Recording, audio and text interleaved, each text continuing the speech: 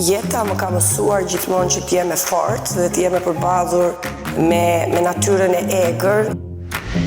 Mendja ime është ajo që më kënaq në çdo udhtim që bëj. Veten time kam shoqëruar se më të mirë ku do jam.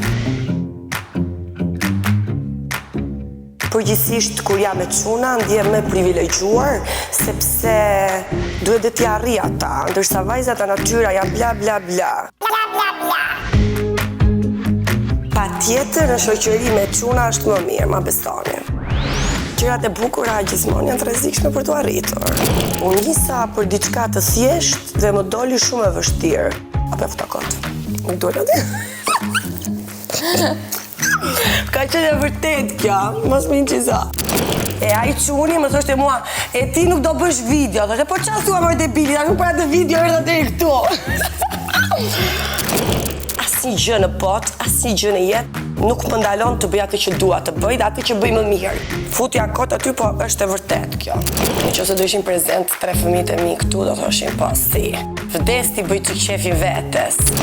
Unë mundojmë të jem një mami aq e egër, aq e butë, aq shoqe me ta. Nuk mund të them asnjë gjë kërkujt për të ngjitur një maj mali se këtu duhet të fillosh të thuash shumë gjëra më përpara se të shkosh tek mali. Të vazhdojnë të kenë një jetë të shëndetshme, them. Pse jo drejt maleve, është bukur, më besoni. E këtë do ta pi. Jessica, mirë se erdhe tek revista Bordeaux. Mirë se të gjeta. Ti përtej profesionit tënd ke dhe një pasion, udhëtimet, ecjet në natyrë dhe shpesh klasifikohesh edhe si alpiniste apo jo? Po. Cila ka qenë aventura jote e fundit? Të them të vërtetën, nuk është se mbaj më të fundit, mendoj për atë të radhës, për fillimin.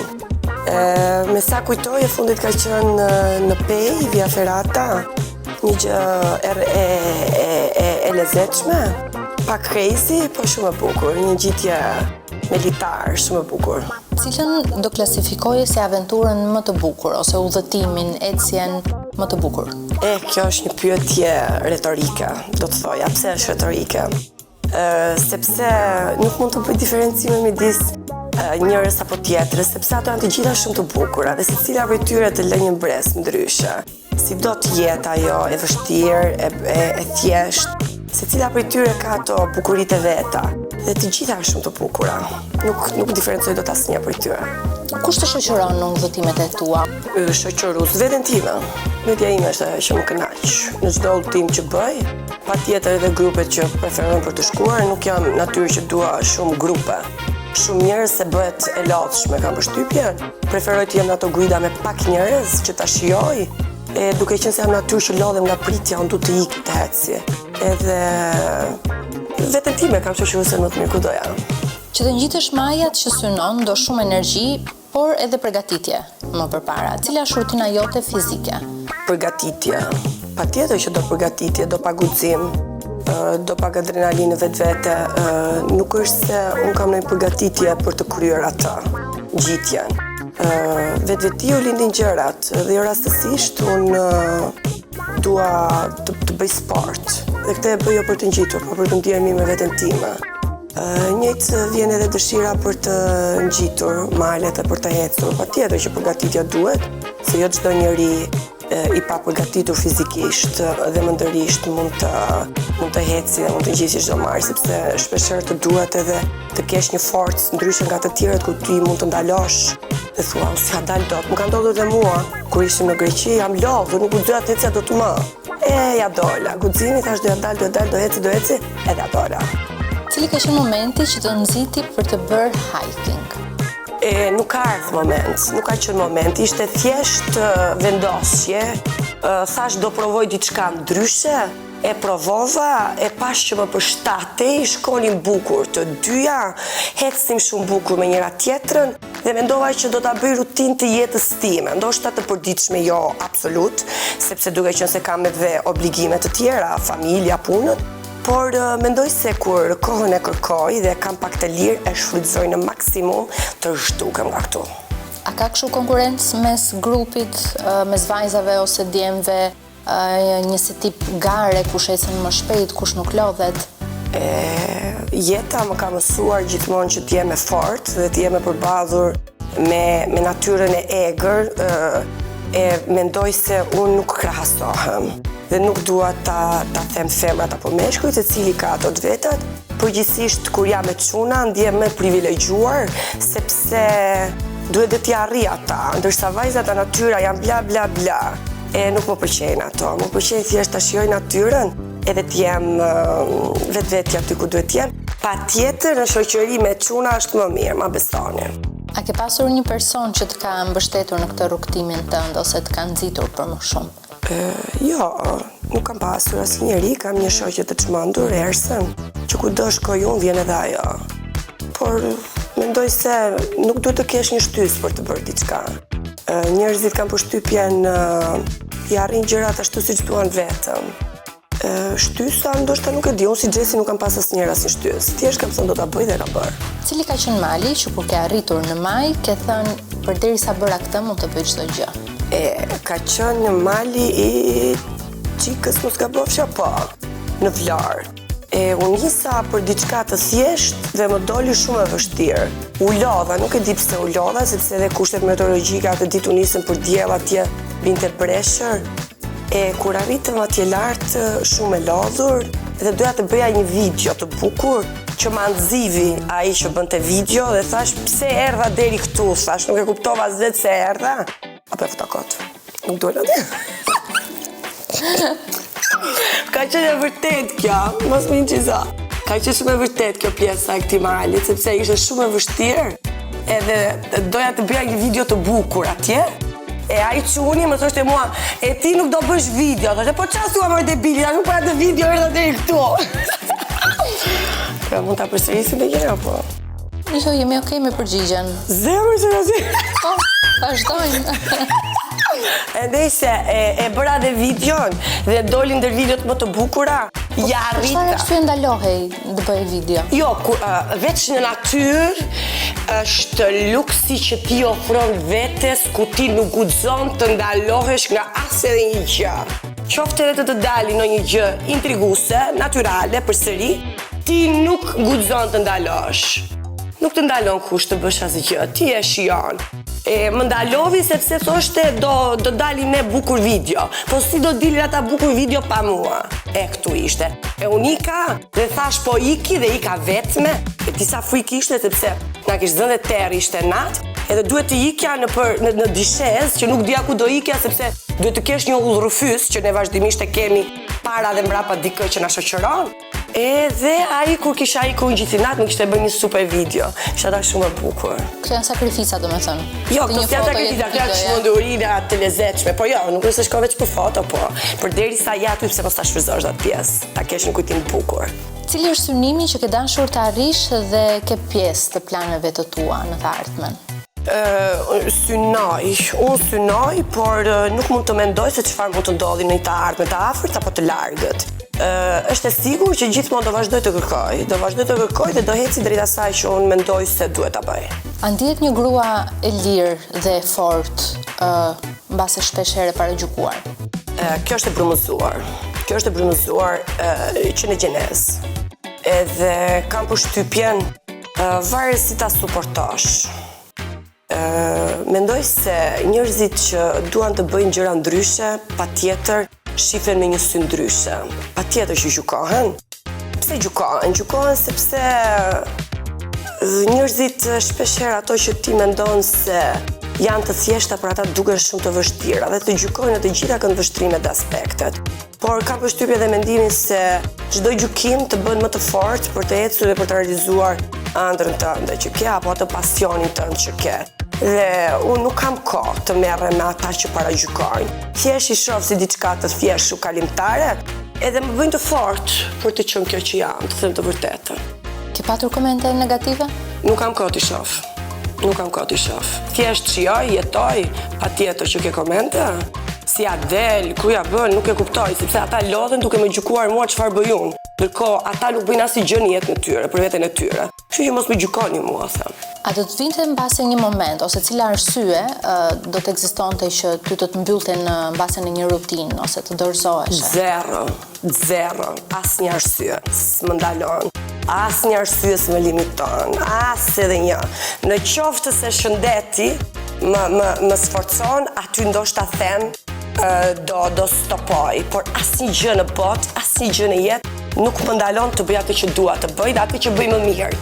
Edhe në qoftë se do duhet të bëj diçka që nuk e ndjej veten mirë, më beso, do luftoj për të arritur dhe për të bërë atë që unë duhet të bëj më mirë për ta rregulluar. Ja futa kot. Mali përtej bukurive, ka dhe rreziqet e veta? Gjërat e bukura gjithmonë janë të rrezikshme për të arritur, kështu që them ecim një drejtësisht të dyja bukur. Ke pasur në një moment situatë? Po sa të duash ke, në çdo moment ke situata ku ti ndjehesh e kërcënuar apo rrezikuar. Edhe duke ardhur këtu te ju, ti je rrezikuar nga trafiku, e lodhur për t'ju kapur juve, po prapja dora dhe erdha në kohë. E kupton, kudo ke situata të tilla, jo më në mal që patjetër ndodhin, por suportojnë dhe kalojnë bukur. Pasioni është nga njëra anë, por sigurisht që pasioni ka dhe një kosto financiare nga ana tjetër. Kushtojnë këto udhëtime? Këto ecin të dyja bashk. Të dyja ecin bashk, patjetër që kanë kosto, por kanë më pak kosto se të ulesh të pish një kafe dhe të hash një drek. Në një restorant, kur ti zgjedh midis luksit të shprenuar dhe natyrës të ofruar. Edhe më beso ti shijon dhe një sanduiç të thjesht kur ja thjesht më bukur se një kafe apo një drek në një restorant të shtrenjtë të Tiranës. Si është Jessica si mami? Të flasësh për veten është e vështirë, sepse nëse do ishin prezent 3 fëmijët e mi këtu do thoshin po si. Vdes ti bëj çik qefin vetes me lajka. Ndërsa të flisin ata për mua, vetëm të ishin këtu ti të dëgjoje.